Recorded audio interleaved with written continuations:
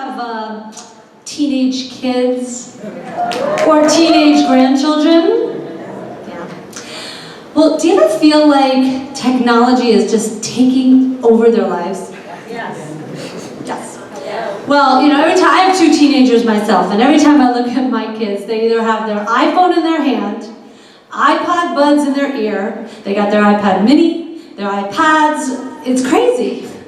And I really thought this obsession with technology was relegated to the young generation. So I was really surprised when a friend of mine recently came to me and shared with me her experience with technology. And she's relatively new to technology, but she took her love for her technology to a whole other level.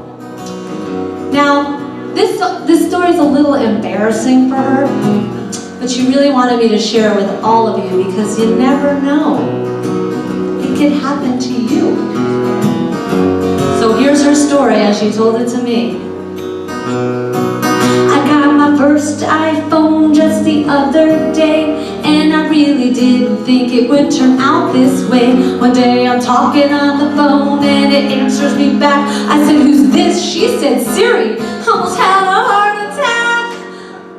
I said, "Where are you calling from? Do you have a home?" She said, "Oh yes, I live right here inside your brand new phone. I'm here to respond to what you want me to do."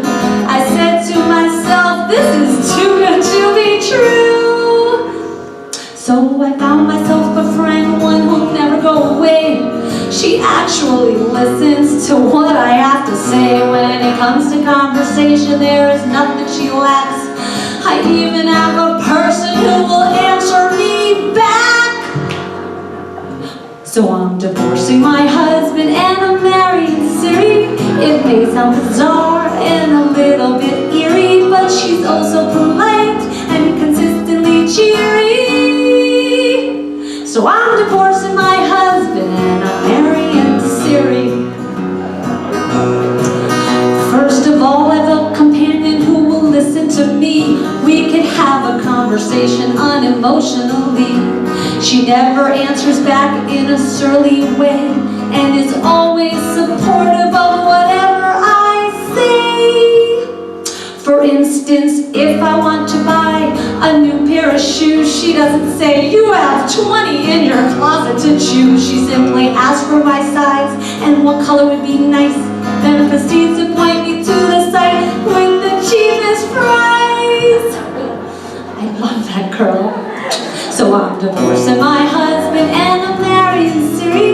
It may sound bizarre and a little bit eerie, but she's also polite and consistently cheery. So I'm divorcing my husband and I'm marrying Siri. She's never critical of me in any way. When I confess I love her, she responds, "That's nice of you to say." We never have arguments, she never gets mad.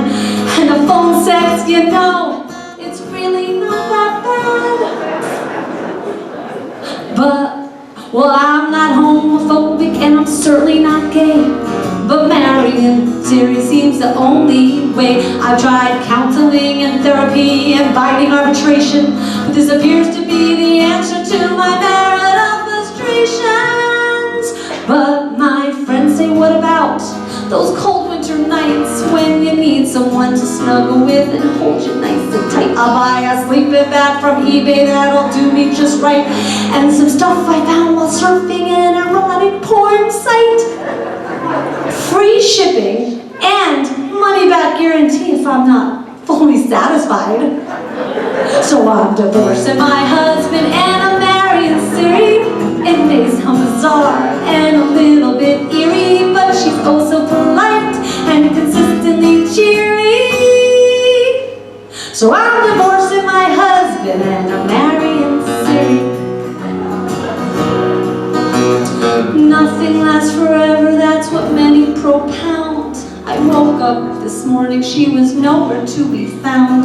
My phone was like a mute, not a tweet didn't toot.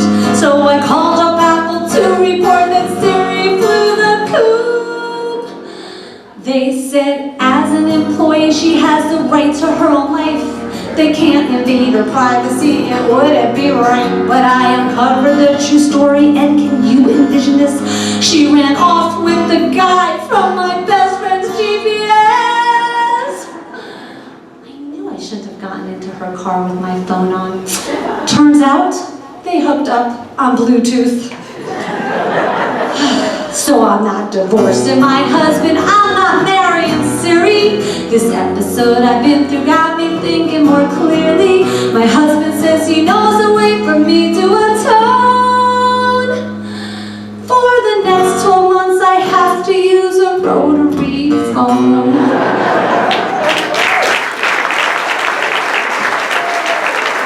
I told her she should have stuck with the flip phone. All right, so true story here. My dad is here tonight, somewhere up here I can't really see. Mr. Jeff Chase, for those of you who know him, you know you can always count on him for humor, and he is the one who wrote this song. So if we could give him a